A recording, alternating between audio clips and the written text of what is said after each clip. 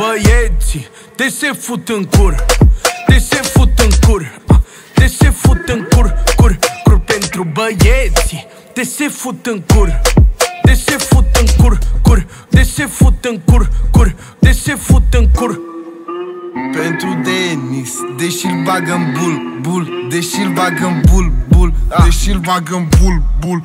Ataiol mani, uită purta umbro, umbro, uită purta umbro, umbro. Are urechi de Dumbo, Dumbo, Dumbo, Dumbo, Dumbo, Dumbo, Dumbo, Dumbo, Dumbo. Are urechi de Singuraticul de la Bragadiru, Diru, de la Bragadiru, Diru. Și-a găsit destinul să-l joace pe ceap, ceap. Înlese ca și ceap, ceap, ceap, ceap, ceap. Vrea să se ia cu lei, de sub papul cu femei. Cel mai obosit jandarm, să nu zic și de Radu, cu nasul de Rexona, sona, nasul de Rexona, sona. De ce râzi tu, sârcă, când am zis de nas?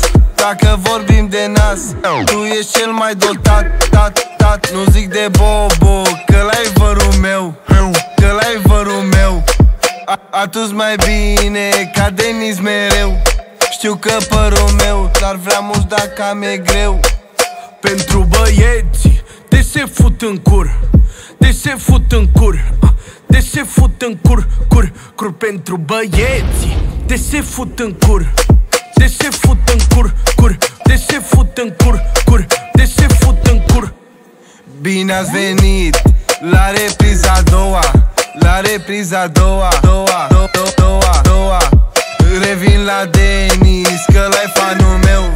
Comentează mereu de ce pula mea fac eu, cheu, cheu, cheu. Ia-uzi Arman, bagă dasul tău, ăla porno dasul tău, la nuntă la vărul meu. Știu un serial 3, cel mai lent seria 3.